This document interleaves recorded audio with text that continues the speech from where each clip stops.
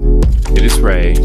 This is the Split Personalities Podcast, and we are back filming again in Lakewood, Ohio, and we are now on episode 9, and we're continuing the theme, but we are continuing with a show that we've spent some time on back.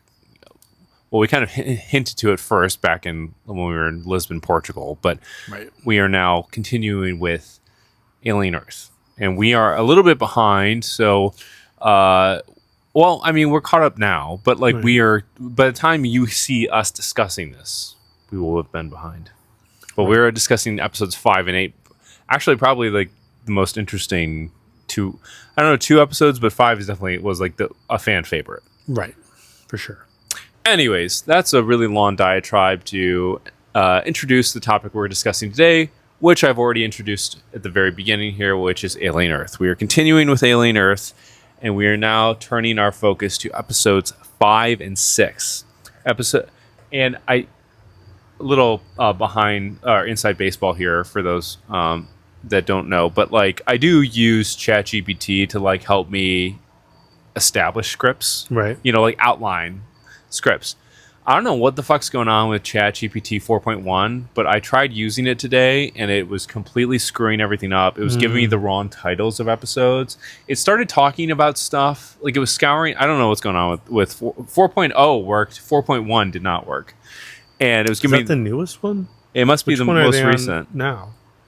I think it's the most recent one. That was 5 or something. I don't know. Whatever. The 4.0 was working. The 4.1 was not. But it was giving me the wrong information. It was giving me the wrong titles of the episodes. It started alluding to events that I think are coming in future episodes. It was telling me things that I'm like, this has not happened yet. Right. So I'm like, okay, great. So anyways, I had to kind of navigate that. But so I do use that to outline the scripts, but I almost had to just say fuck it and write down details from the episodes myself, because I'm this is just not working. Though 4.0 worked a little bit, but anyways, so I do think that this coupling of episodes is the most interesting of 1 and 2 got released together, right? And then they've been released individually from there, but Ray and I have kind of been dealing with episodes as a couple, just because that's how we're consuming it, and that's the time frame we have to shoot these. This is not our full-time job, right? No. So we have very limited time to do this episodes. So, but if you want to support us on Patreon or PayPal, you could make this our full-time gig. Anyways, I think of the couples that we've dealt with, 1, 2, 3, 4, now 5 and 6. Episode 5 being no one in space, no one ... alluding to the famous line from the original movie, in space, no one can hear you scream. And then episode 6, which is The Fly, sort of an homage, the title being somewhat of an homage to Jeff Goldblum, that movie where he gets into that transporter and he becomes a fly. It's titled The Fly. The movie's titled The Fly, and the fly gets stuck in the transporter with him, and he eventually morphs into a fly. It's a very gross movie. Right. I don't. Maybe it's because the focus of that 6th episode is the that deadly beast that's a sort of fly-like. So, and it kind of spits acid, which I don't know if anybody's seen the Jeff Goldblum movie, but he could do that in the movie. Interesting. Ends the fly. Somehow flies, how they eat, they have to spit an acid or something, degrade something that they're. I can't remember. They spit an enzyme or something. I don't know. Jeff Goldblum melted a guy's hand off in the movie, and these flies, if you watch the episode, you'll know they can melt things too. Apparently. Yeah, I think actually. Interesting. I feel like I saw a video where someone was just thinking out loud, do all these creatures somehow come from a similar ecosystem? I think they all come from the same planet, because I think the weird thing, where it's they all have this acid or this defense mechanism. That's what I was thinking about that too. They all have, except for the eyeball, they all kind of spit. So far, I mean, we haven't seen it bleed or anything. Yeah. We also haven't seen the big giant plant. Right. It do anything yet. But it seems so far things spitting acid at other things is like a popular, or having acid for blood seems to be a running thing. Gas thing. There's also a theory that's going around the internet because we know. I mean, people who've watched the Alien franchise and the Predator franchise know that the two have commingled. And they essentially, the Predator and Alien are like these sort of mortal enemies. Mm-hmm. But Predator Badlands is going to be coming out soon. I think it's a movie. I don't know if it's a TV show. I don't know. I can't tell if it's a TV show or a movie, but there's a theory going around that the Predator, the island or the planet the Predator hunts, is where these creatures come from. Yeah, well, because like there were that big plant, the plant monster that we have yet to see unleashed. There was some sort of creature like that in one of the trailers for Badlands that he was fighting, like almost a bigger version of that. So, anyways, I'm sure we'll be covering that in a future episode. That show once it comes out. But yeah, I mean, it seems like John kind of floated this idea, like Monster of the Week. I remember when we first talked, when we were back in Portugal, when we talked about Alien Earth before it came out.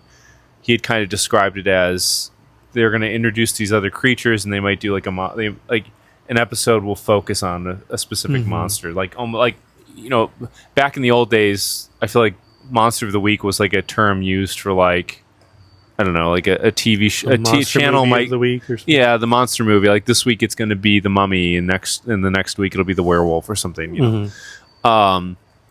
So like John had kind of floated this idea to Ray and I that the show was going to approach.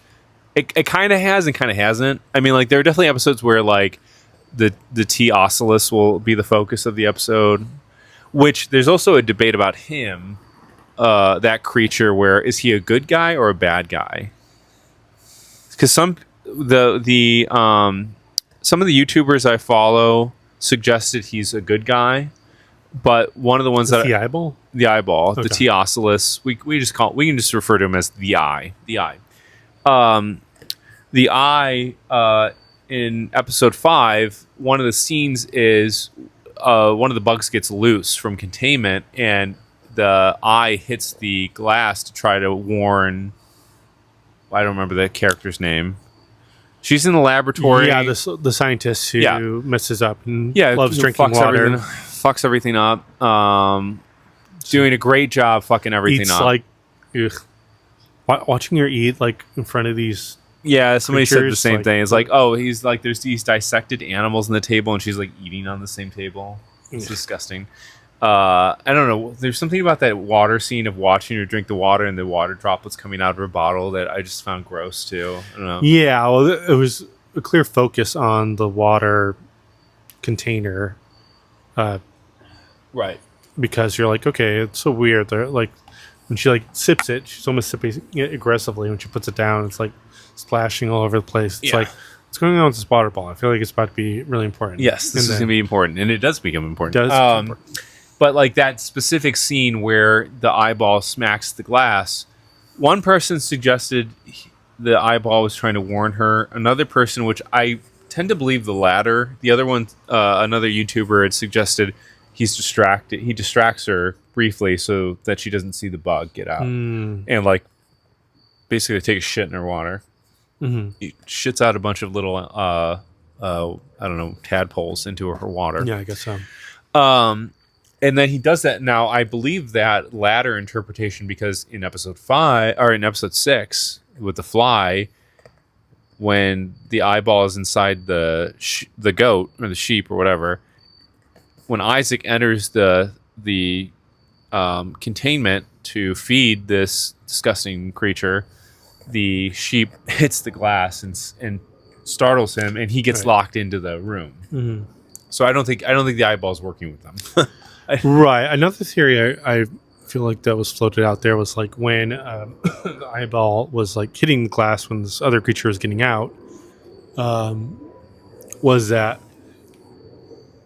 it was like trying to warn her, but like not because it cares for them at all, but like if you look at I mean that like the humans are its source of like, I don't want to say like consumption, but it has to take over a creature with an eyeball. Yes. Essentially, Right. It Which is couldn't why do- it can't. All it can do against the alien obviously is the just bugs. attack it. It can't do anything against any of those other creatures in there. Really can't do anything against. Which is interesting to me. So, like, if they all come from the same planet, like this eyeball. I mean, like, we haven't seen a creature with eyes from that has been that they brought back with them. Like, that's the only eyeball creature. So, like, it must exist on a planet with creatures that can see. You know.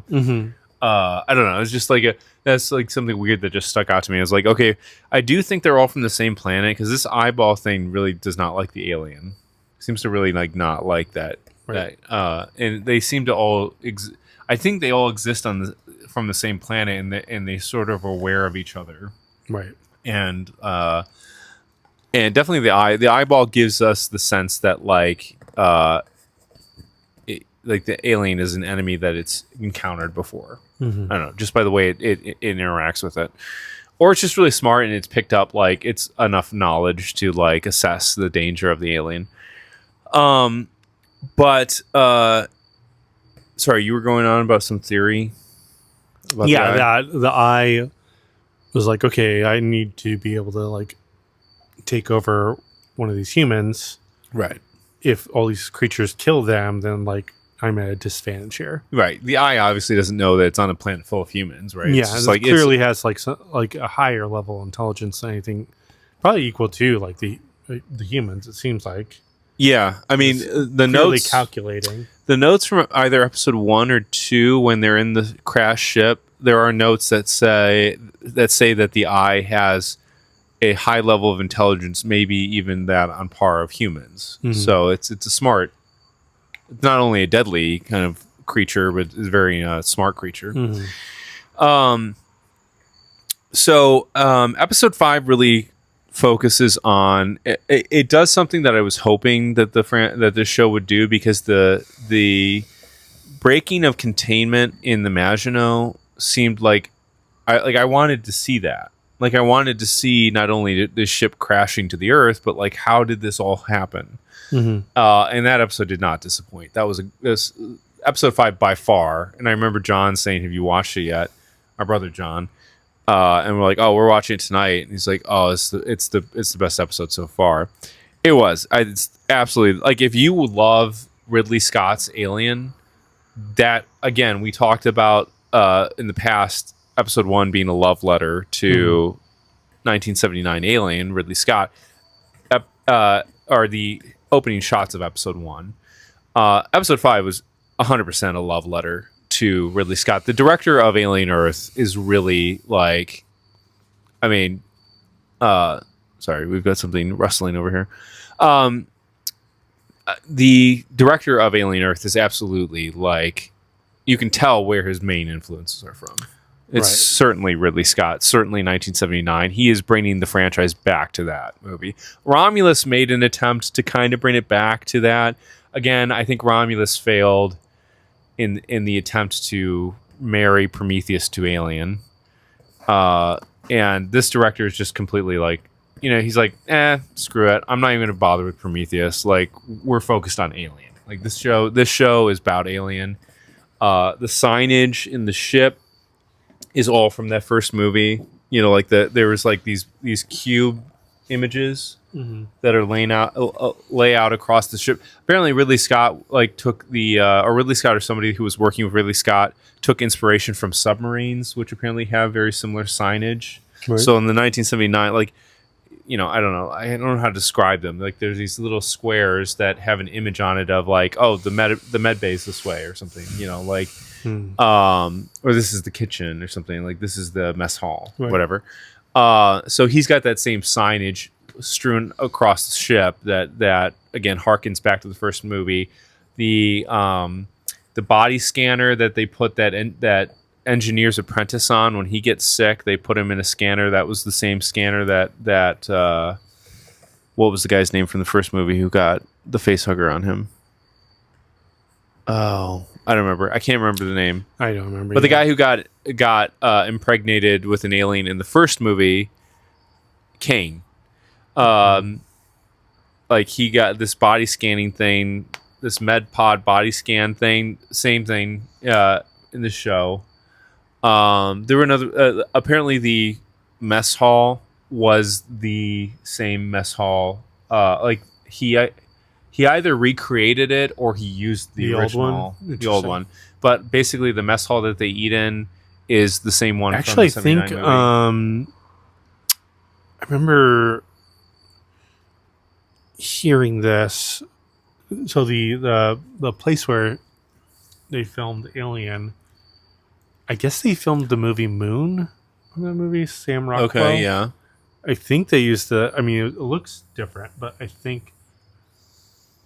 Did they just keep this stuff up? Like how? Why? Like I don't know. Or is it in storage somewhere and they just put it back up? Well, like if you see the movie Moon, I think actually the doorways actually look maybe exactly the same. Maybe that's like the one thing that looks very similar, but I mean, it doesn't look like Alien, but apparently like the whatever they used was like from Alien. Okay, interesting. Like the set or whatever. It's been a minute since I've seen the movie. That was a very very good movie. Yeah. But Sam Rockwell, obviously famous for Teenage Mutant Ninja Turtles. Yes. The guy who offers cigarettes. 1990, a movie we covered in the past, if you follow this channel. Anything you want to do it. We got menthol. What is he going to say? Menthols or regular or menthol? This is how we do it. Did it.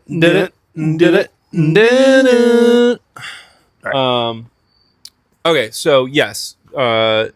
Episode 5. So, basically, the episode starts out in crisis. Like Morrow is who's the chief security officer, cyborg guy, has a knife for a hand. Very useful. He is awakened. I'm trying to remember the opening shots of it, but basically, like, he gets woken up by one of the younger crew members, who's explaining to him that the captain's dead, right?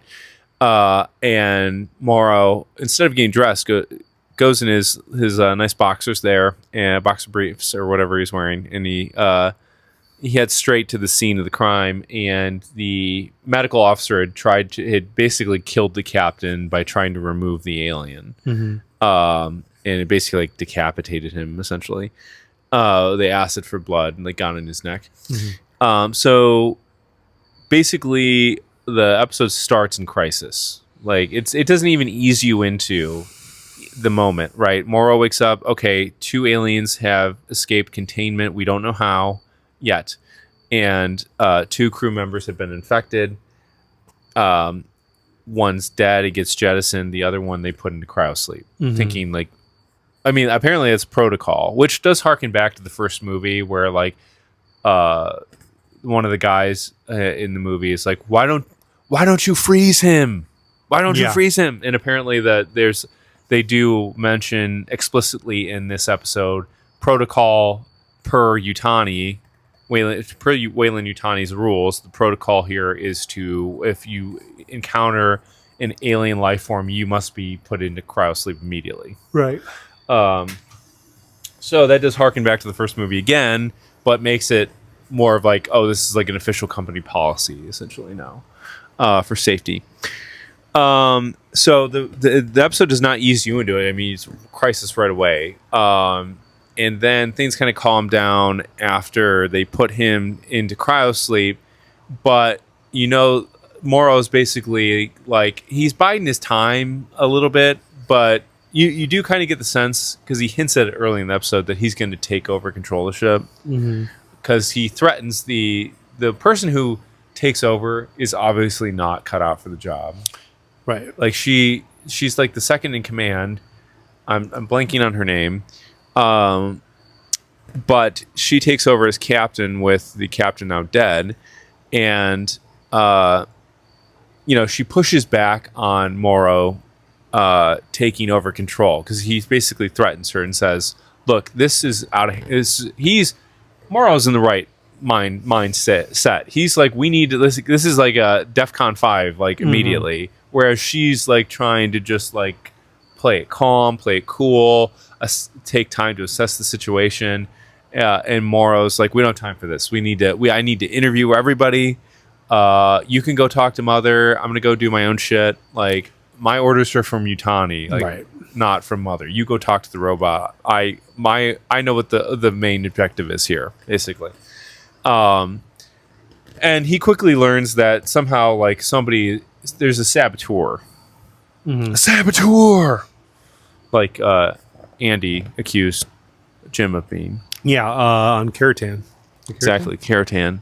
Saboteur. You're using a sniper rifle on Keratin? I feel like I'm messing that up, but I feel like it's close enough. Yeah. Call of Duty. That was back when Call of Duty was cool. Were they the Germans in that episode? Yeah, I'm just trying to kill. Andy was yelling at him. He's like, like, I'm just. Jim's like, I'm just out here trying to kill Germans any way I can. Nazis. And he's like, we are the Nazi team. Shoot the British. Anyways, yeah. So Morrow is in the right state of mind, being like, this is a crisis. Like, I know you are by protocol are the captain now, but I'm gonna, he was basically pushing to take over. She's like, that's a mutiny. And he's like, I take my orders from Yutani. You're not in the right mindset, because she was basically like screwing a coworker too. Like, he's like basically threatened to reveal that. Yeah. And like, he was justified apparently in taking command right there and then. He gives her some time, but she just completely fucks everything up. Like, I mean, Yeah. I mean, it's not her fault. I don't want to put this on her, but yeah, I mean, there was obviously the saboteur, which no one planned for. But I mean, we mentioned him twice now. Should we get into it? Like, yeah. Okay, so what was his position on the ship? Oh, I have it. I have the crew listed. Engineer, I think he was. He was the most senior engineer, apparently. Yes. Okay. So, and this is mentioned in a previous episode where they lost a lot of crew, apparently, trying to get these creatures, which makes sense seeing all of their capabilities. Like, his name was Petrovich. Right. There's no way they must have run into an adult xenomorph when they went through this. How would they? No way they would have survived collecting. I don't know. Creatures. I mean, like, Morrow seems to know exactly what's going to happen with these facehuggers. Yeah, but like none of the rest of them know that. Yeah, so I don't think they. Here's my thing. Obviously these other creatures are very capable of killing people, and they did. Because this chief engineer, I believe his wife must have been one of the he people basically lost. mentions, like, he's his name is Petrovich, which one of the YouTubers I watched said, I wouldn't have brought this guy in the mission to begin with after he built Metal Gear Solid. Yeah. Apparently, Wait a minute. apparently Petrovich was the name of the guy who built the first Metal Gear. First one? Is that like for the like NES or whatever not the Japanese version of NES is? Yeah, not the not Solid, the like Metal Gear. Metal Gear. So Petrovich is the chief engineer, and then there are two people under him. So wait, are we saying Metal Gear was invented by? Is he Russian? I don't know. That would make sense. Does it have like a Cold War vibe to? I've not played the original Metal Gear, so I don't know how the Cold War plays into them potentially. I mean, Snake Eater, basically. Snake Eater obviously is during the Cold War, but the other ones would have taken place during the 80s. I can't remember in Snake Eater if the Russians had invented the first Metal Gear. I think they did. Actually, yeah. I think he's a character in that. The Metal Gear tank or whatever. Yeah. Okay. Anyways, another great series that we covered in a previous episode. Anyways, Petrovich basically is disillusioned because he lost his wife. So it's clear we did get the sense, and it's confirmed here in this episode. But like some of a good number of the crew has probably been lost prior to like what we see, because in collecting these dangerous animals, I mean, look at how many. It's interesting to think about how many of the sleep pods are there that are empty. That's a good question. But I mean, like, look at how many of the crew is dead, or look at how many of the crew die just with these things contained. Like, so they had to go get them. Mm-hmm. So, and they had no concept of it. I don't know how they get these alien eggs on the ship, and none of them have ever been infected by an alien. Because they all seem very. Because like when the chest burster comes out, the first thing that the captain says is she's like, "How big do these things get?" Like she doesn't know. So, They've not seen that. The other creatures must have killed them. So it's like, so he mentions that his wife had like a bug had laid eggs in her eyes or something. So maybe the fly had gotten her. Oh, maybe. The one that makes the most sense is either the fly or that other bug. Yeah. That took a shit in the water. Mm-hmm. Ugh, that one grosses me out the most. Yeah, I don't like. It's the smallest one. It's just the most. Maybe because of how small it is and how much damage it can still do. I feel like it's the most realistic one to like the Earth. I don't know. Yeah. You know, like I'm like, oh, a bug laying eggs inside of us. Like that seems like something that could happen on this planet. Mm-hmm. So he's disillusioned and mad at Wayland Yutani. Like the money doesn't even matter well, it does matter, but like, because I mean, he basically betrays them for money. We learn through Morrow going through the logs of the ship that this guy contacted Boy Cavalier, and basically, interesting that he can see that. So obviously, I'm surprised if you're doing a communication, it must be some sort of like radio tower somewhere he's sending it to.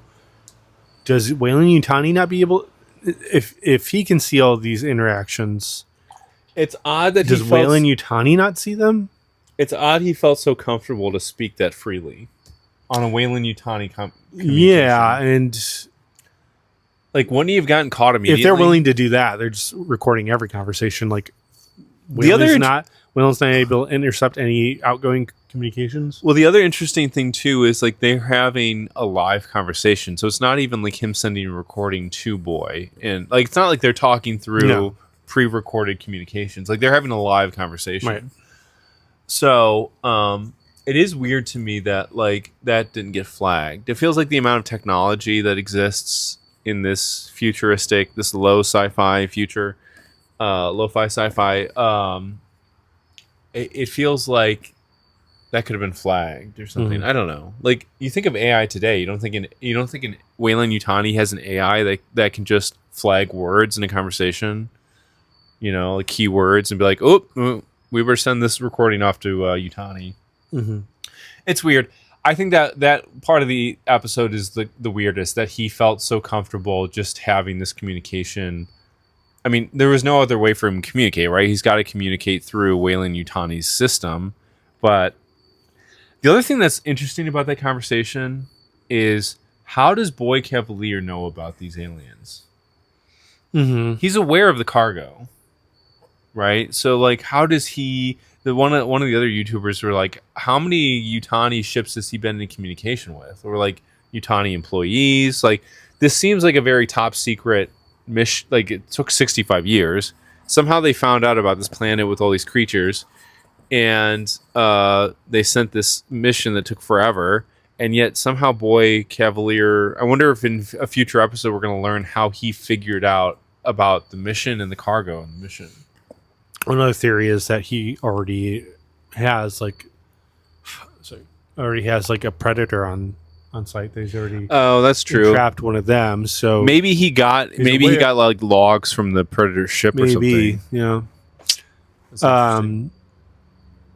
So if that were true, then he is at least aware of like other alien life. Right. And maybe he's aware of it through, whatever records he's able to pull from Predator, or who knows what. That's not a bad idea. I thought. If that is, if it's true that that's what's happening. Right. So basically, and Morrow gets that tip from Tane. Is it Tane? The navigator, who I thought was a synthetic, but apparently was not a synthetic. Yeah, I've heard that too. He's so weird. He's a really weird, his creepy cadence dude. is weird. Yeah. He's not I don't know why he wouldn't have. Cyborg, right? If he were so odd human, if he were in synthetic, I don't think the alien would have scared him like it did. Like he screams, so like when the alien finds scream. him. And I don't know. Basically, it's been debunked that he was a synthetic, though the show was trying to hint that he might be early on. I mean, his the entire way he acts is odd. Yeah, and seems synthetic like. It did seem weird that he was very obsessed with like a single individual. Yeah, it also makes sense because like why would an android be like he has this weird like sexual fetish or something? I don't know. Like he's watching like his co-workers, like his female co-workers are asleep and he's like watching them, which is just weird to me. I mean, like obviously weird to most people. But like it also wouldn't have. That doesn't strike me as something a synthetic would do. Mm. So he has this weird like human urge. So that makes more sense to me that he is human. But like Tane basically gives Morrow a hint of like somebody is not falling asleep in the pods and is escaping the pod, which is we come to find it's Petrovich. And Petrovich obviously, as we alluded to earlier, he is working for Boy Cavalier in the hopes to apparently become a synthetic. Like he wants his consciousness uploaded to a synthetic. I don't 100%. Is that what they said? I don't remember that. This is what I thought it was revenge and money. Well, I thought it was revenge. It definitely is revenge. It definitely is money because Boy Cavalier is offering him money. But apparently, he also wanted to be like the first adult, maybe, or a part of this transition to a synthetic to live forever kind of thing. I don't know. That's interesting because he obviously doesn't live forever. If he did, I mean, the kids who are now synthetics are essentially slaves to him, right? Because he owns the technology for them to survive. Right? They have to recharge in his beds, right? Like, if this guy did come back successfully, delivered the creatures, got the money, and became one of his synthetics, like, wouldn't he just be relying on him? Yeah, there's actually a really good episode, and you're making me think about this.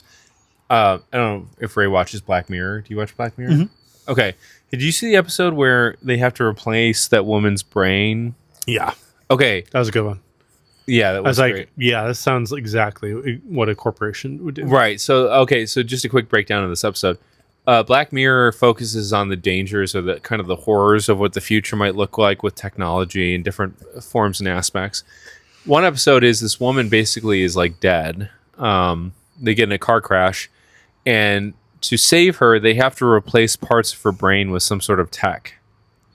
But the company basically forces the couple to pay subscription fees for her to constantly upgrade. She has to constantly upgrade so that she's not talking in advertisements. Right. Yeah. So that she can leave instead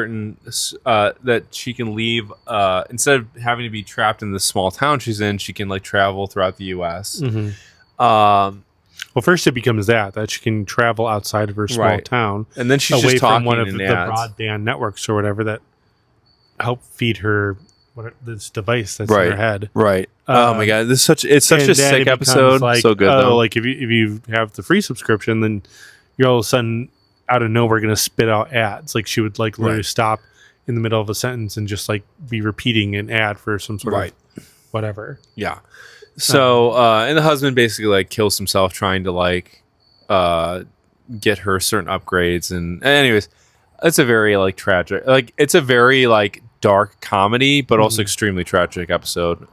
It's actually one that feels I think eerily like reality. That's exactly how companies operate. Yeah, that episode, I think of all the Black Mirror episodes, I feel like that struck me to my core. I'm like, this feels like that could totally happen. Yeah.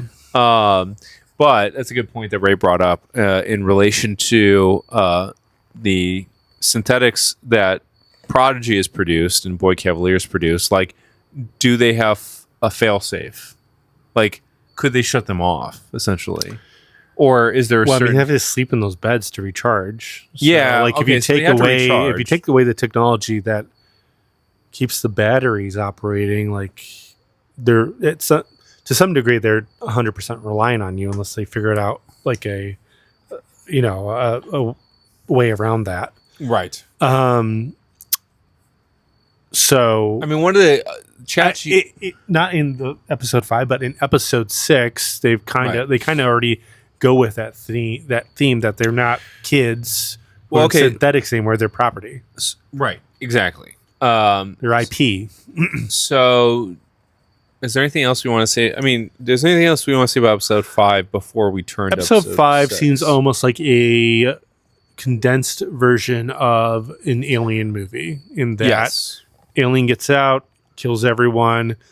It's interesting that there are these other creatures that also do a lot of the handiwork, but I mean, the Alien finishes the job. Right.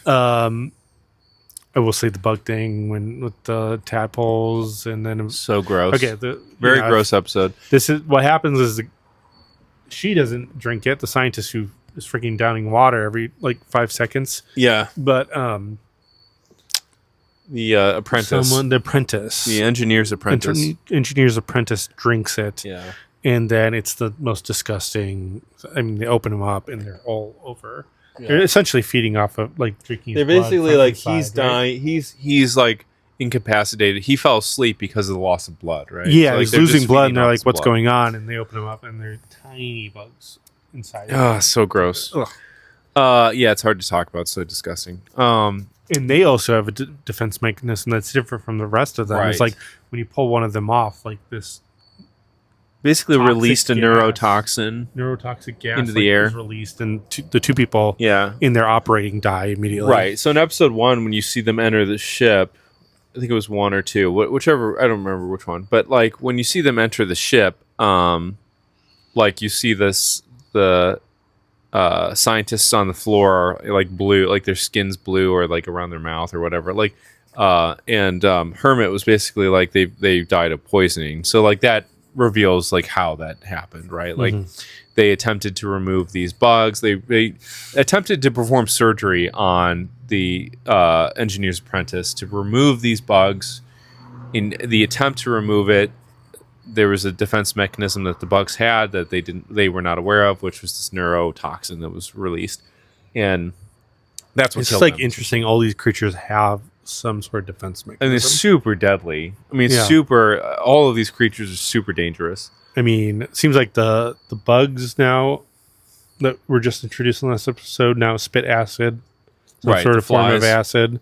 So I'm sure if you try and kill them, there's acid that gets released or something. Right.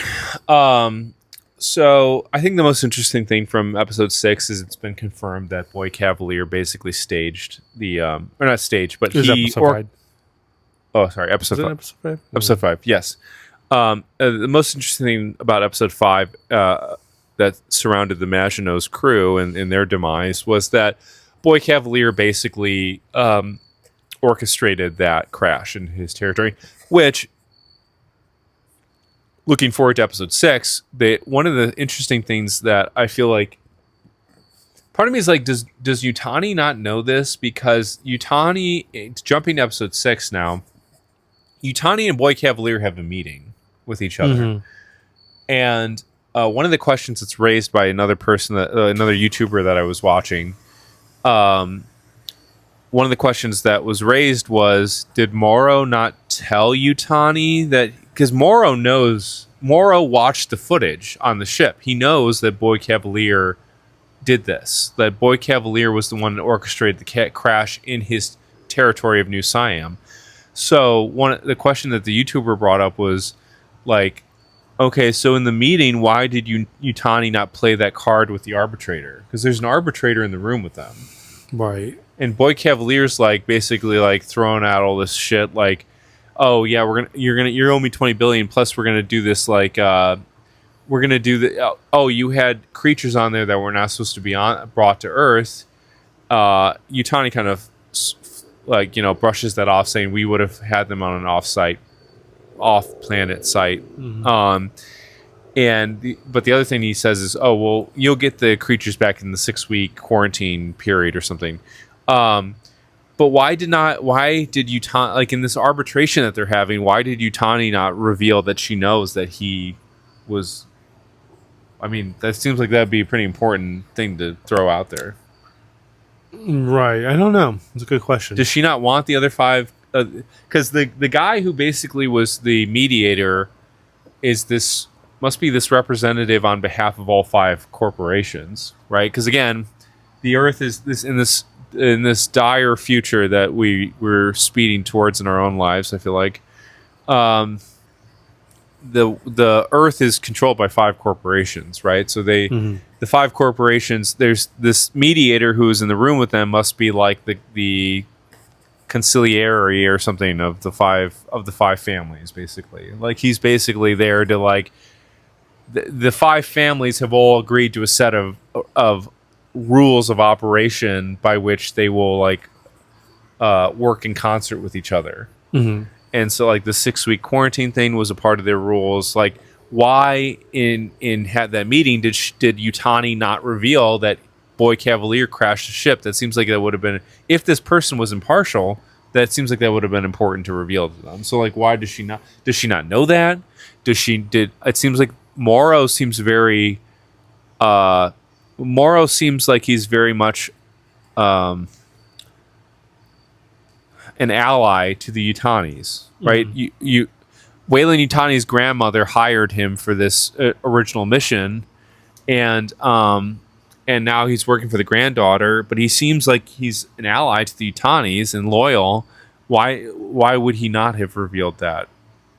Or why does she not reveal that she knows that? Those are my 2 questions.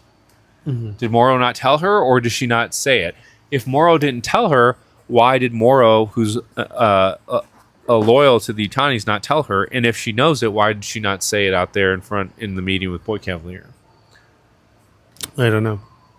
That seems weird. It seems weird to me. So, and he uploaded all of his data to Utani. Utani must know this because he uploaded that episode where he runs into the other synthetics. He has those plugs in his head, and he uploaded his data to Utani. So Utani must know. Utani has to know this. Why does she not say that to him in that mediation? Seems weird to me. I don't know. She can't figure out why they wouldn't do that. She must have unless there was like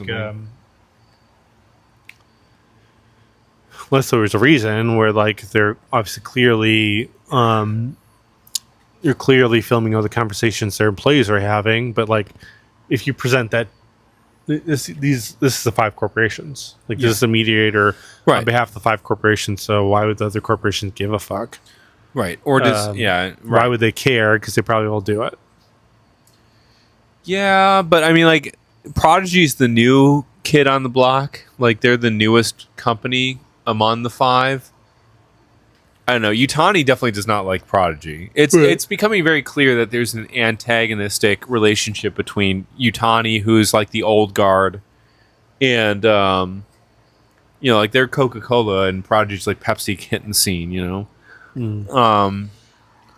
So maybe the other companies don't have the same sort of animosity towards Prodigy. Maybe Utani feels threatened that... I feel like probably the other corporations will have a little bit of animosity towards Utani. Yeah, I would think Utani's the biggest player, right? Utani's I mean, we know they're the ones who come out on top.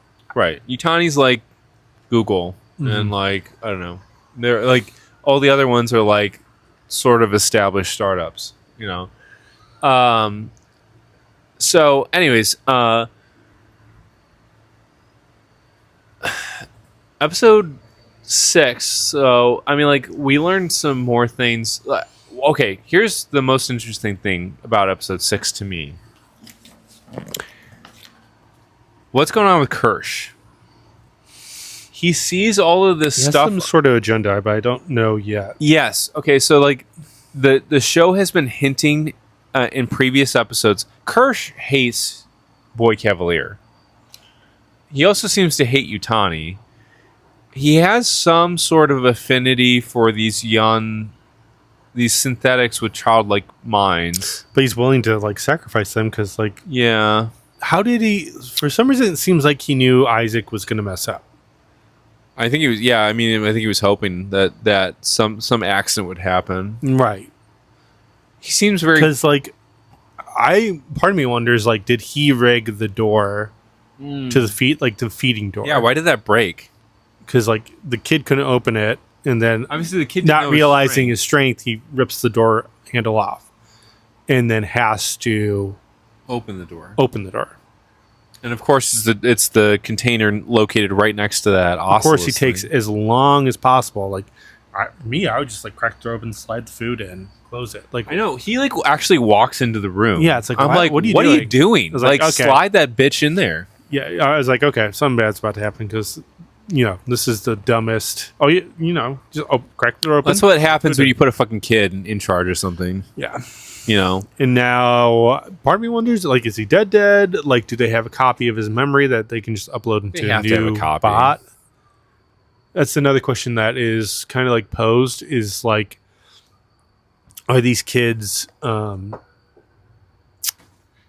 is like their mind authentically the same as the child's? Or is it just like a copy and paste? Well, that does become a question because it's revealed that, well, at least Wendy learns. Wendy/Marcy. Is Marcy? Wait, do we miss something? Do we mention the whole thing about the... Was that another episode where the girl robot or They synthetic... erase the memories of No, but where she like loses it. Oh, that was a previous episode. Nibs. Okay. Nibs I'm like, basically part of me like, is just like, I can't remember talking about that. some of these bleed together, especially when it's jumping into the past, now jumping back into the present. It's like hard to keep. We must have talked about it because it wasn't in episode 5 or 6. It No, it was episode 4. When the episode where the alien pops out of the lawn at the very end, the chest burster. Right.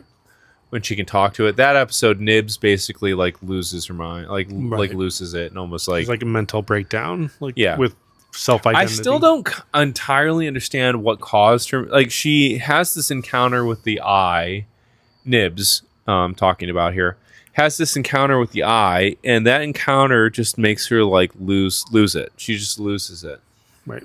and I don't entirely understand it. I don't think the show did a very good job of explaining what this mental breakdown or psychotic break is. But it reveals an issue with this technology in trying to marry the synthetic with the human mind. Like that's just not working. Or at some point it becomes obvious that when they're in this bubble, right? They're on this island, they're in Boy Cavalier's world, they're in his facility. They're not allowed to leave this island, but it becomes clear that when they are posed with some life crisis, that a psychotic break is Or some sort of like self-identity. Yeah, she's having some crisis, and I don't entirely understand what it is. Like she's faced with in throwing the eye away. She seems to start that encounter jars memories in her, where she starts having memories about her transition from her human body to the synthetic, and that troubles her. Anyways, I think she kind of like deep down has a desire to be human again, like 'cause she says that she's like pregnant, Yeah. and she can't do these things that humans would do, like fall in love, maybe whatever, like have a child, fall in love, blah blah blah blah. Like, and so she is disowning her. I don't know if disowning is the right word, but like she's turning against her own reality, right? She does not accept. She's starting to not accept her life as a synthetic, and it's really having some issues with her where she's becoming dangerous now. And basically, in episodes that leads us into episode 6, where they, the butler guy, is it Alfred? Is his name Alfred? I want to call him Alfred because I'm thinking of Batman. But is he a butler? He's part of the. He looks like a butler. He sounds like a butler. He's not a butler, but I'm going to call him Alfred. Right. For the first couple episodes, he's just kind of always around, and it's like this douchey. Who's this guy? Just hangs out Boy Cavalier, and then like this past episode, episode 6, it's like, oh, like I mean, he's all about the proprietary information and like like protecting the company. And he also hints at something very interesting where he's like, in the next few weeks when the 5 come here, we need her on her best behavior. He's referring to Nibs. So apparently there's going to be this meeting that happens between the 5 corporations. I'm going to just call them the 5 families to be Godfather-y. The 5 families are going to meet in some future episode, apparently, and he wanted Nibs to be on her best behavior. He's like, she can't be glitching out. Like she's got to be. We got to erase all this bullshit that happened that fucked her up. And so the scientists are at first apprehensive of doing that. I can't think of her name. Arthur is the guy. His partner. I can't think of Arthur's partner. Dame Sylvia? What? Wait, who are you talking about here? The couple who watch over the kids. Oh, I can't remember. I think it's Dame Sylvia. And I don't know, I might be wrong, but Arthur's the guy's name. Like they're the couple that couldn't have kids themselves, but like watch over the. She's a psychiatrist or whatever. Right. Anyways,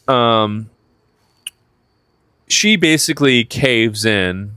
Arthur does not. Arthur gets fired. She caves, and she is like, all right, I'm going to erase the memories. This sets off a big problem because it reveals to Wendy that who knows, like, how they've manipulated their minds in the past. Like, is this the first time they've done something? Right. Well, now she starts questioning. Now Wendy has that interaction with Dame Sylvia. No, with what's her face? The one whose mind Nibs. just got and Nibs. Well, and she finds out that Nibs has forgotten everything. Yeah, and she's like, she figures out right away. Like clearly they've done something in Nibs' mind to erase memories. And the fact that they would go to that level to do that, and that messes with Wendy. Yeah, she's now like, oh, I don't trust. She's now like probably going to be an issue for the company. Well, I feel like, I kind of expected this to happen, but like I feel like ChatGPT kind of revealed some like future episodes to me. But I get the sense that the next episode is going to be an escape from the island. Like the androids are going to. Or sorry, the because he did that thing before he got the facehugger. He did something like turn off her tracking or something. Yeah, all the trackers got turned off, so now the company can't track them. So the other thing that was getting set up in this episode too was like it sounds like Weyland-Yutani is going to attack the island. That's what Morrow was pushing for. Morrow is basically pushing for a attack. Like they're going to shut the power off and send in some like SWAT, like some SEAL team shit. You can figure out if he said that. I can figure out if he meant that he was going to go in like alone, like covertly, or like they were literally going to send in like a small like attack force or something. Yeah, like he basically hinted that to Yutani. Basically, when Yutani walked away from the meeting with Boy Cavalier being like, okay, we're not doing the 6-week thing. Like, I need my specimens now. Right. And Morrow is basically like, I knew that 2-day prime. Exactly. She's like, I am a Prime subscriber. I pay for this shit. Like, I need my stuff 1-day delivery next day. I need overnight, 4 a.m. to 8 a.m. I need my what's the thing that you would order in a crisis? What's something that I need? My toilet paper. I need my soft ass toilet paper. I don't go to the I don't buy toilet paper from the store. My butt needs the soft toilet paper, the good kind.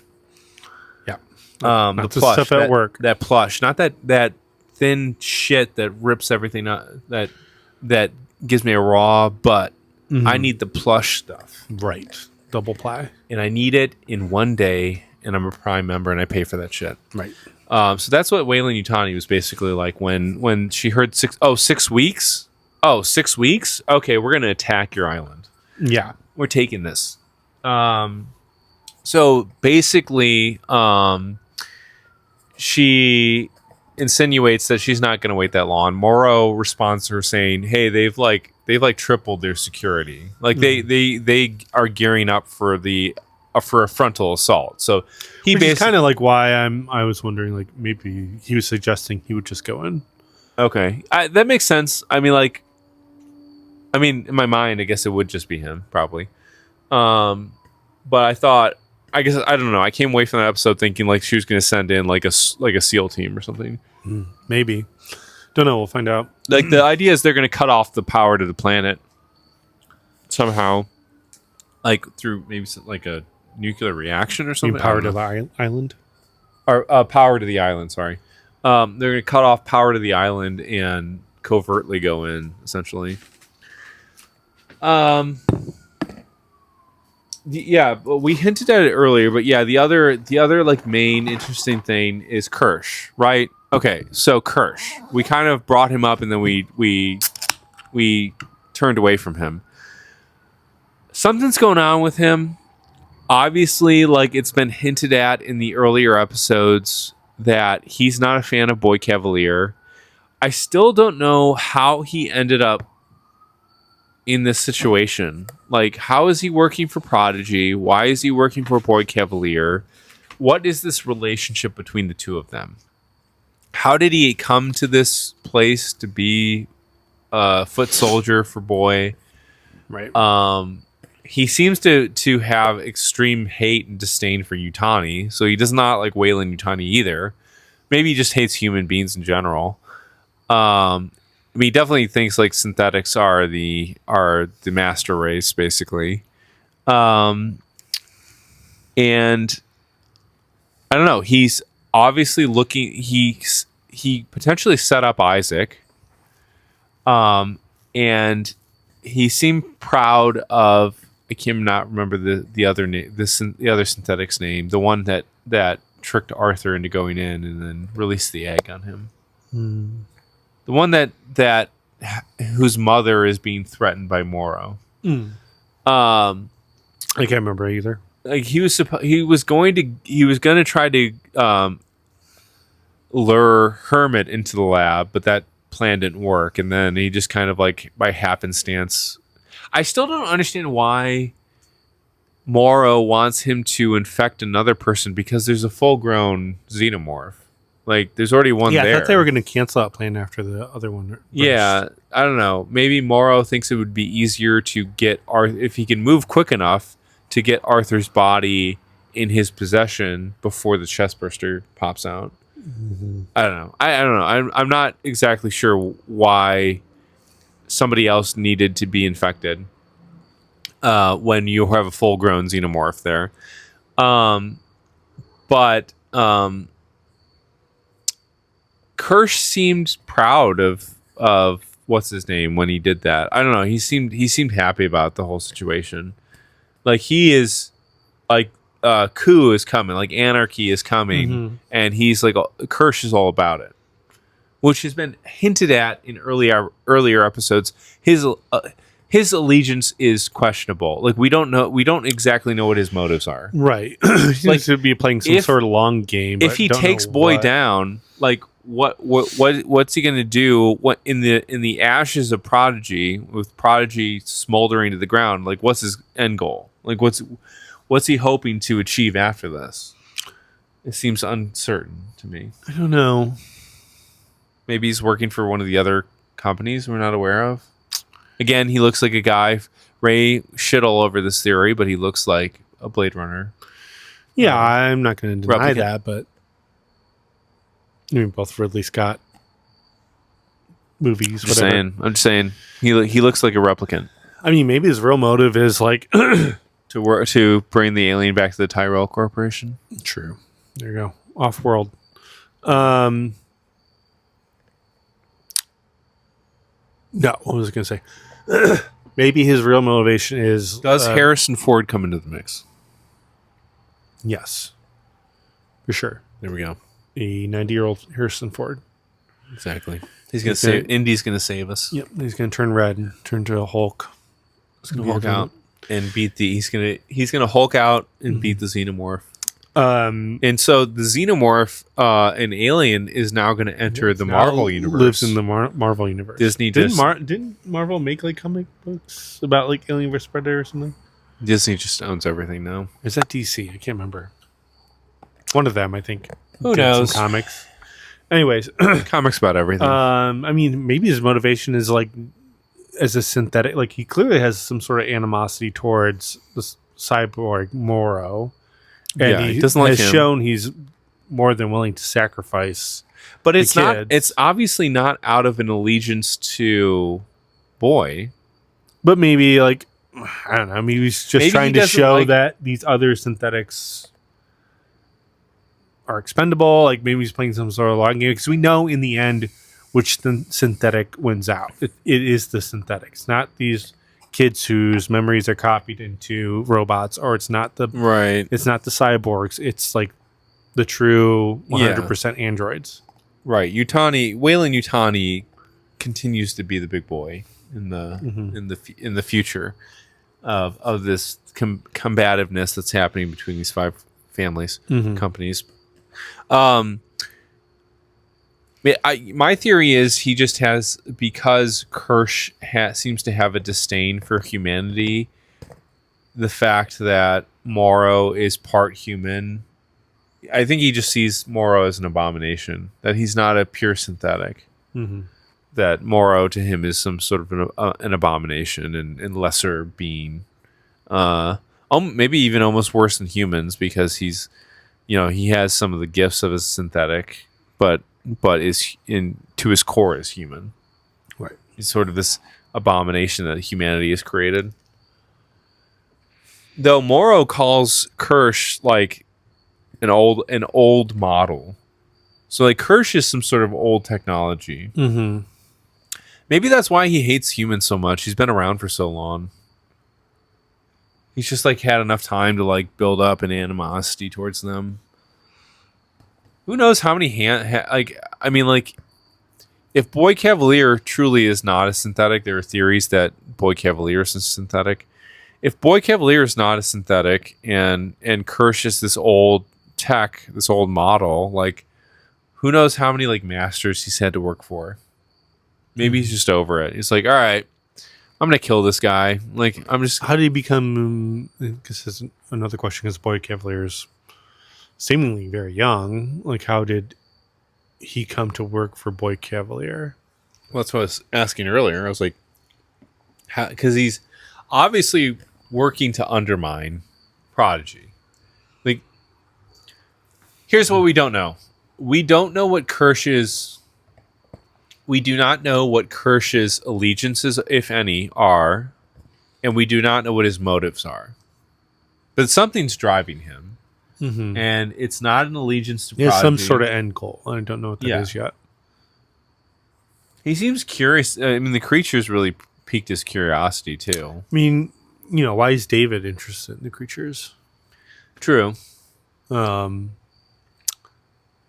He seems to become some sort of creator for the creatures. Like he makes his own eggs. Right. Sorry, referencing Alien Covenant / Prometheus. Yeah. The part of the franchise that Alien Earth jettisoned. Who knows? Is he? I mean, when I'm just gonna throw this out there, but like when Wayland died in Prometheus, David was finally free to do whatever he wanted because he directly reported to Wayland. So does Kirsch directly report to Boy Cavalier? Like, is he trying to find a way to kill him? So he does, like, he is also free to do whatever he wants. It seems like he needs other people to act on. Like, I wonder if there's something in his code where he cannot be the aggressor. I think it was the same with David. David had to follow Wayland's orders. Right. But he seems to be having these other synthetics do his dirty work for him. And a part of me is wondering, like you said, does he put Isaac in that situation knowing that Isaac's going to screw it up and therefore release these creatures and cause havoc? Why could he not just do that himself directly? Like, it seems like he's having these it seems like he's having the other synthetics do his dirty work for him. Is there something in his code that is preventing him from acting directly? Mm-hmm. But not like, but he's able to act through a surrogate. Mm-hmm. You know, so that's my other. Kirsch is honestly, other than the eye creature, which is a very interesting thing that they introduced this show. I think Kirsch is the most interesting character right now for me. Right. Like, we kind of know what's driving Morrow. Morrow lost his daughter. The other thing that was interesting in the episode 5, when Morrow is reading his daughter's letters, I mean, this again goes to the length at which corporations have taken over the planet. His daughter is a teenager in high school, and she's getting ready to go off to college. And she expresses a desire to go to one of the old world colleges, which I think Right, Harvard was the one that was mentioned, and not a corporate college, not one of Wayland Yutani's colleges, which would have been completely paid for. Indoctrinating. Yeah, right. It's all like, it's like a funneling system into like whatever project that they're gonna, like, she'll be an engineer for them in the future or something, right? Like, it's like a trade school or some shit like that. Like, it's interesting though, like, there was some theory floated that because she's writing to him at the point in which there's only the triumvirate.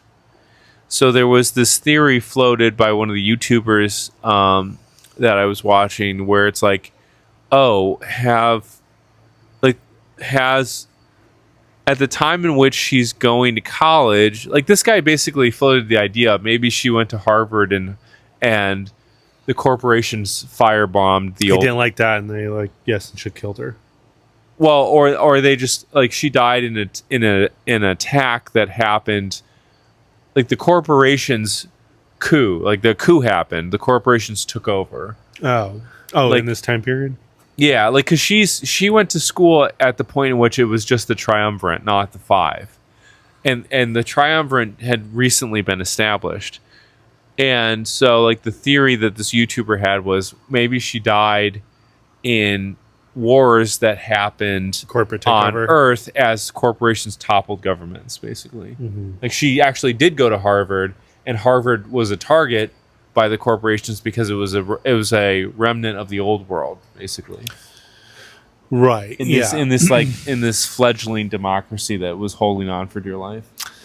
Yes. I think I mean, that's very interesting. Also, the other interesting thing is, like, why would he ever leave? Because, like, even if she did survive, by the time he got back, you would see your child older than you. Like, your child would be like 60 something. In their 70s, depending on how old she was, 80s even. That's the question for all of them, though, right? Like, that question. When you leave, like, you're saying goodbye to all your friends and family. I think that question dates back to the original movie, because, like, all of them are like these blue collar workers. My theory is the only way. Did Ripley ever? It never seemed like Ripley left knowing she would never see her young daughter again, right? I guess she got lost in space. I guess we don't 56 years, and then she's like, "Dear God!" And then it's like, we also don't. We aren't introduced to the idea that she has a daughter until the second movie. Yeah, so it's probably not something really Scott even thought about. Maybe not, but, like, yeah, it's something Cameron brought up. James Cameron, right? But the reason that her daughter, dies of old age before she can see her again is because she got lost in space. Right. That's a good point. I don't know. I just get the sense from this show and from some of the other entries into the Alien franchise that, like, the only way to make money is to do these dangerous missions. Mm-hmm. Like, otherwise, like, you're like, I mean, like, I remember I don't like Alien Resurrection is a stupid movie. I hated that movie, but there was one line in that movie where Ripley was basically like, "Oh, well, let's take the ship and head back to Earth." And I remember one of the characters in that movie going, "Oh, Earth, that shithole, like that hellhole, basically. Like Earth is not a place you want to go back to in this future, and it's been carved up by these corporations, and they've just run it into the ground.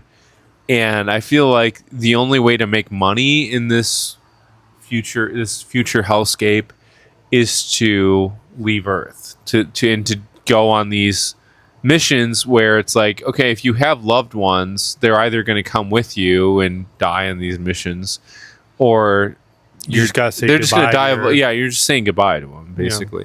I mean, Morrow leaves so that she can have a life, right? Like, she's going to get an education. It's going to be at a corporate university, but like, she's going to basically, the sense that I get is Morrow leaves so that the family that he leaves behind can have a life. Right.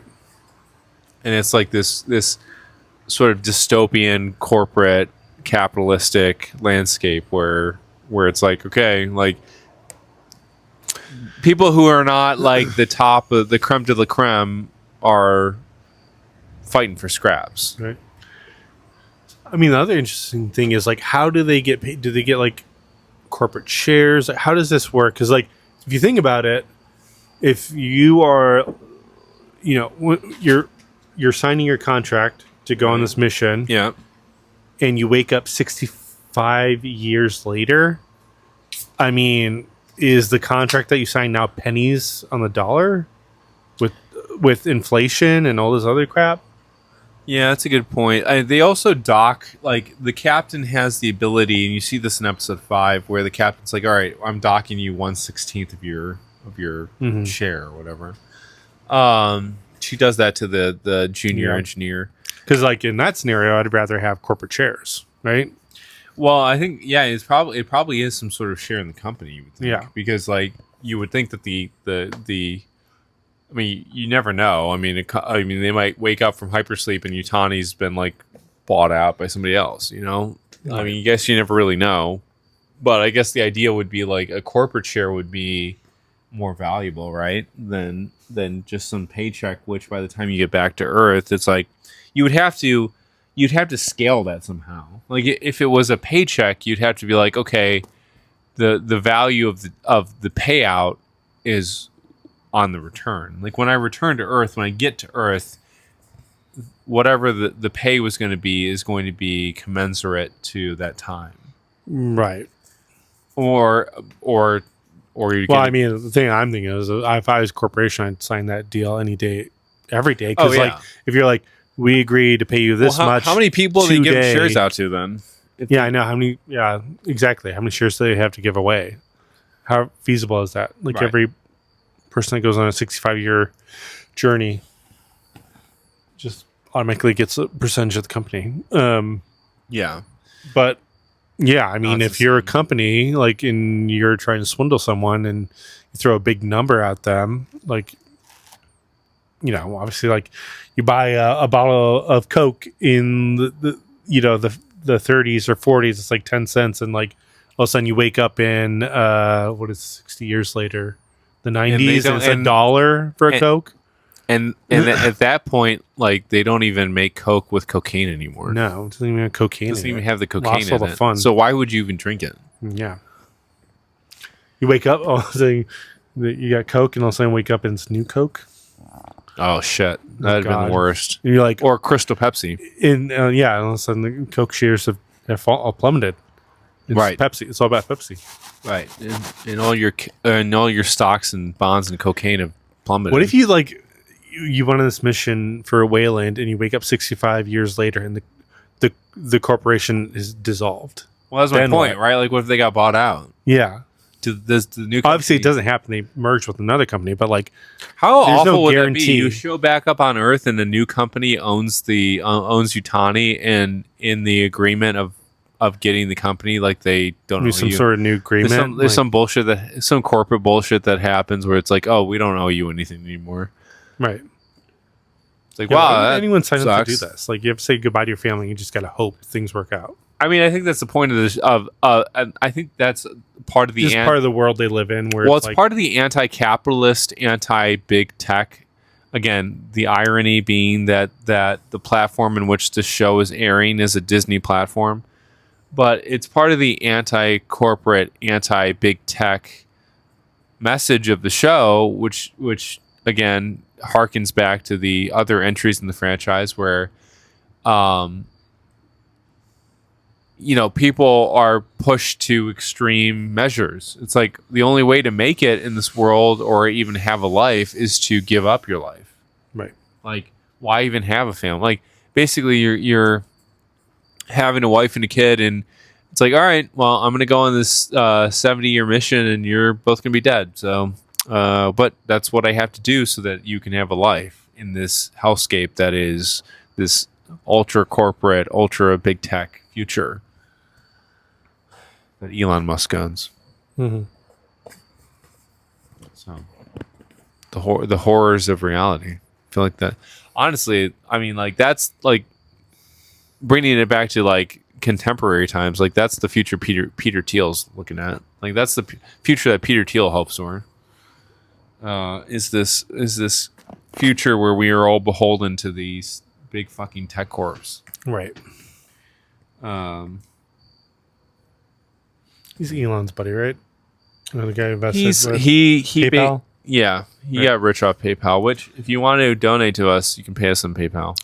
Go for it. I mean, we don't support the people who founded that corporation, but or founded that platform, but we will take money off of it. So, help us. Split personalities. I'm going to keep saying it. We continue to be the anti-manosphere podcast. Right. Just like with Joe Rogan, we are the aura in which everyone floats around, the split personalities aura in the anti-manosphere wing of YouTube. In the dark regions of the internet, you will find us. And the algorithm cannot contain us. Right? Right. You're going to find us. We're the anti-manosphere. We're going to keep promoting ourselves as that, and those manosphere folks can go bleep themselves. Mm-hmm. Boom, bye, bam. Rins. We're not getting canceled. No. So, anyways, anything else to say about episode 6? I feel like we've. What do we hope? I guess here's where I'd like to get out. Here's where I'd like to end the episode. What are we hoping for in the coming episodes? What do we think? What are our predictions? What do we think's going to happen? What are we hoping to see? Any Easter not Easter eggs, but any I don't know. Any like I'll just say Easter eggs for lack of a better word. Any like things that we hope to see in the coming episodes. Right. I don't remember seeing this, but I feel like on one of like the YouTubers we watch, like there was talk about apparently how the alien that got its head cut off. Yeah. Apparently its body was in the same lab, and then I guess there was a scene where like maybe some of its blood was spilling on the ground. Did that happen? I don't recall that happening. In episode 6, there was the decapitated alien was on a table, like the head was on a table, and next to that was a dead body. I don't know whose body it was though. So I don't know. No, I guess what I'm saying is like someone was saying, maybe I'm remembering this wrong, but like that the acid blood was spilling on the ground in the lab. That now that's a way for these bugs to get out. Oh, but I don't remember that. Interesting. I feel like they would have showed that. I don't remember that happening. I don't know. Somebody also said it was on like a piece of like they were referencing Breaking Bad in like the gurney or whatever the alien's head was on was on a piece of plastic that is impervious to acid. Like in Breaking Bad when they would have those plastic like barrels and they would put a body in it and pour acid over it. I mean, either way, the bugs are out now, and so obviously Yeah, chaos is gonna. Boy obviously, like the last episode ended with, and Boy Cavalier is not yet back on the island. And it does seem like Wendy is about ready to jump ship. Like Wendy seems ready to exit this island and give up on Prodigy. Isaac died. Who knows if they're going to recreate him? I would assume that they have his consciousness as on some sort of server or something to recreate him. The creatures have broken containment. Arthur has been infected. A chest burster is coming out of him at some point. Like, the question is Utani going to be able to recover? Well, the answer is Utani does not get the aliens, right? Because the first movie happens. So whatever happens in these events afterwards, it doesn't point to the fact, like, nothing points to the idea that Utani is going to get its hands on the alien, right? Because we won't have Alien if it did. the 1979 film happened, right? So it seems like my thoughts are Utani's going to attack Prodigy. Some sort of war is going to break out amongst these corporations, which will be interesting to see. Utani's going to try to, or Moro on behalf of Utani is going to try to get these creatures back, specifically the xenomorph. That's somehow going to fail. I still think at some point the Predator's showing up. I just don't know in what capacity. I don't know either. I feel like that's like an end of the season reveal. Probably. Like, that seems like a last episode thing. Yeah. Like, maybe the alien that is in containment currently in the lab gets out and the Predator kills it or something. I don't know. I'm just okay, yeah. because they're like, well, now there's gonna be another alien to worry about. Yeah, there's gonna be two of them. Obviously, the other thing that's interesting that's going to continue through this in the show is Wendy's able to talk to the aliens. That's eventually that's going to become important, right? Like, she's going to have to communicate to an alien either to stop it from killing somebody or to help them to be protected from something else. So maybe, like, again, my earlier theory was like she's going to use her communication with the alien in order to fight the Predator. Maybe. I don't know. My hopes for the season, I don't know. I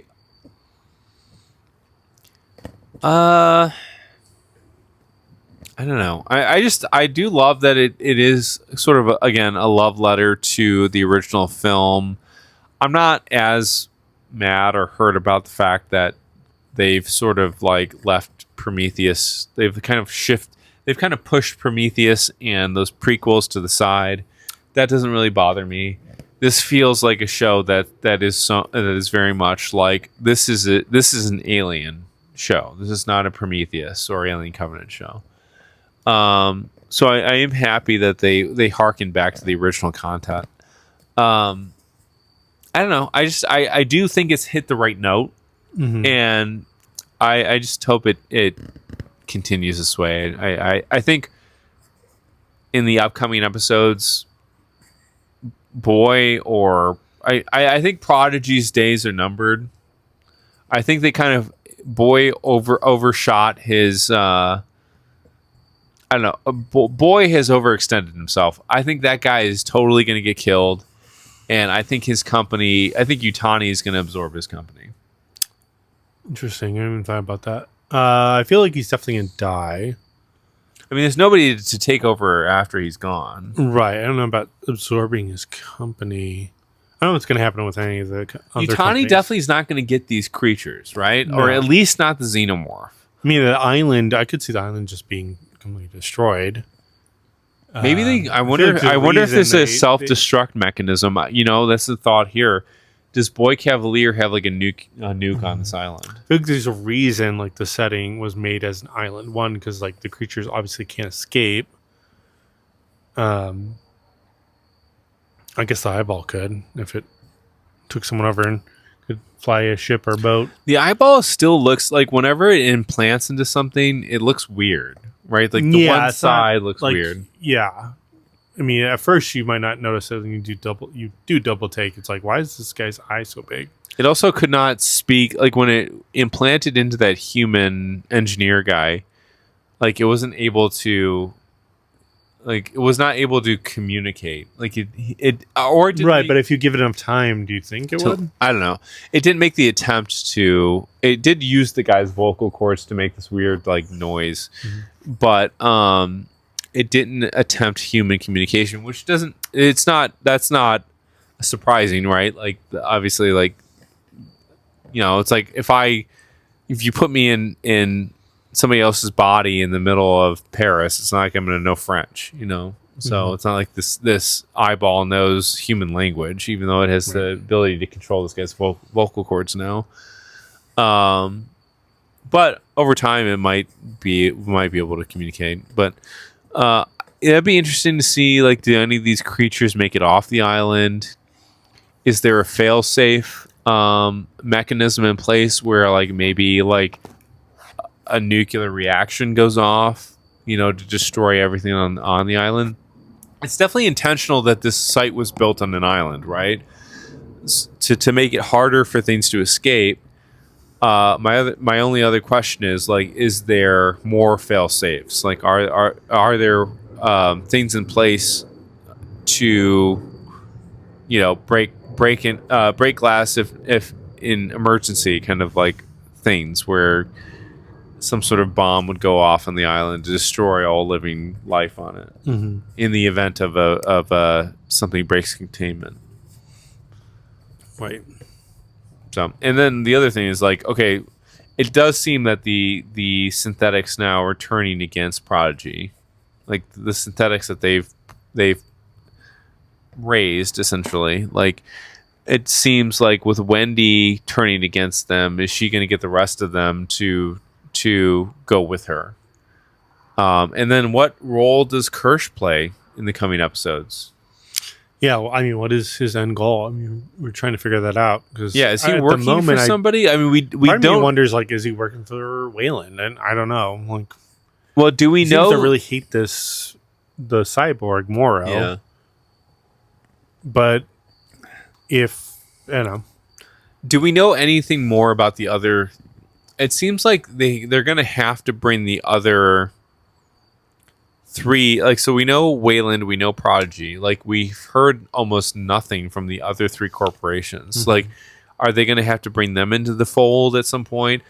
Is it going to be revealed that Kirsch is working either Kirsch is working for himself, which, how does that happen, or he's working for one of these other corporations, which it does not seem like Yutani would be that corporation, because he seems to have a lot of animosity for them too. Or is he just working to kill Boy Cavalier so he can just be free? Is there something written in his code where he has to follow Boy's instructions or whatever, and that he cannot directly kill him?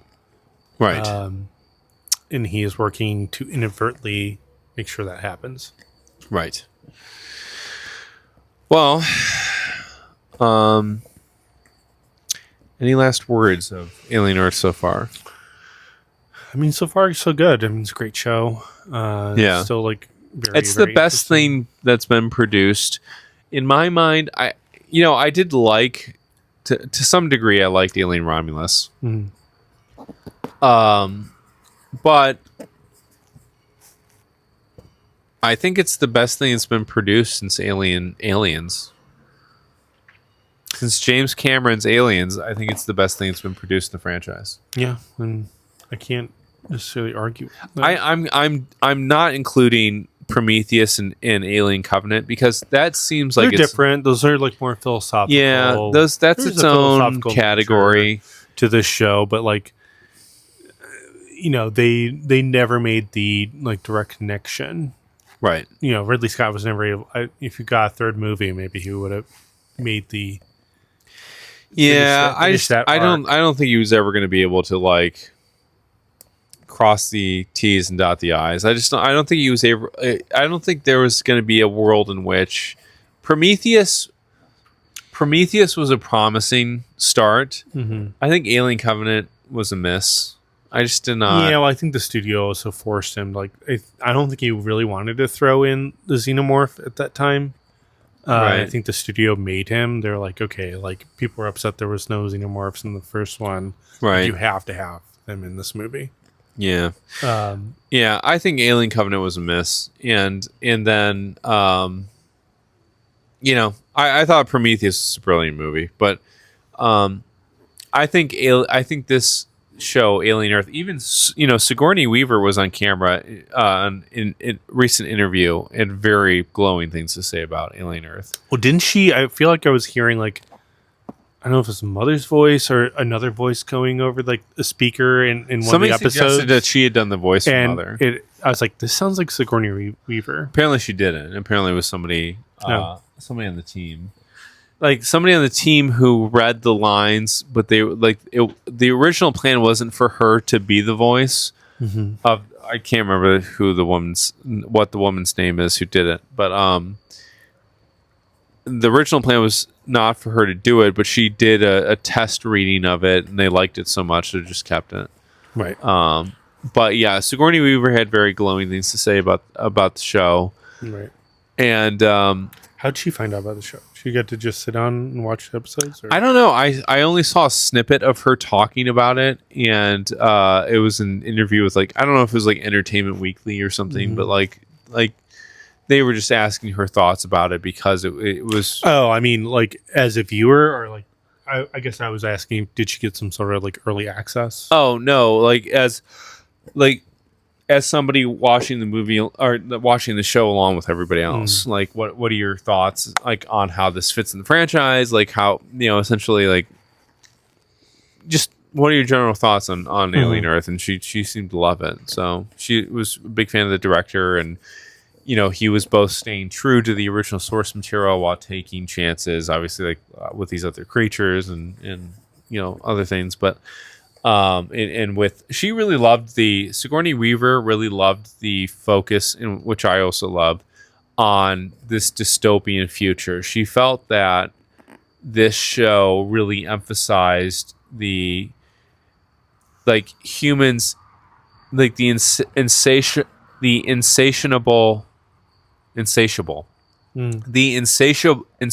hunger of corporate.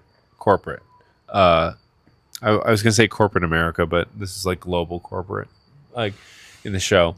The insatiable nature of corporations and human greed. She was like, this show is emphasizing that, which I also agree with. And she really liked that. She really liked the focus on how humans have really fucked everything up and made this situation worse with these creatures. Not only did they steal these creatures from their home world, but they're bringing it to the Earth and endangering the lives of everybody. Right. Yeah, for profit. So, normal day in the U.S. But I big fan. I'm obviously Ray and I are big fans of Alien Earth. I think I will be on record saying I think it's the best thing that's been produced in the Alien franchise, excluding Prometheus and Alien Covenant, in the Alien franchise since James Cameron's Aliens. Mm-hmm. There you have it. You haven't? Yeah, got nothing else to add. Okay. Ray speechless. I have made Ray speechless. Yep. With my profound words and thoughts. Okay, well, I think we're going to sign off here. It is almost 10:30. It's been a long day. This is not our 9 to 5. No. So we both came from our full-time 9 to 5 jobs and are doing this for you, the folk. Right. Out there. Not for us, for you. Not for us, for you. So we're going to sign off here. This has been another episode of Split Personalities with your hosts, Bob and Ray. And join us next time when, who knows what, I can't give you a promo. I don't know what we're going to talk about. Because we've been doing 2 episodes, bits of. I mean, as long as Alien Earth keeps going, we'll keep talking about Alien Earth. We'll probably talk about, I think, Predator Badlands. Does that come out? I don't know. I feel like this is why people are assuming predators can be in the show, but it seems like there are creatures from the Badlands movie, specifically at Plant One, right. Yes. that are featured in this show. So we'll see what happens. Well, I'm sure we'll be talking about that at some point when it comes out, and we'll keep going with Alien Earth. But yeah, join us next time when we talk about something. Yeah. And you can listen to two twins and hacks talk about, share their general knowledge about something, because you know what? You all go to YouTube to listen to hacks Right. With no knowledge talk about ivermectin. So, yes. On short clips. Yes. Just not long. Just format. watch the shorts. You'll get a sense of us. Yes. I'll keep uploading the long format, but I know that you guys are just going to go for the shorts. So, yeah. Whatever. Is what is. But all right, tune in next time. We will. This is Split Personalities again. This is your host Bob and Ray. We'll see you next time. All right. Peace. Bye.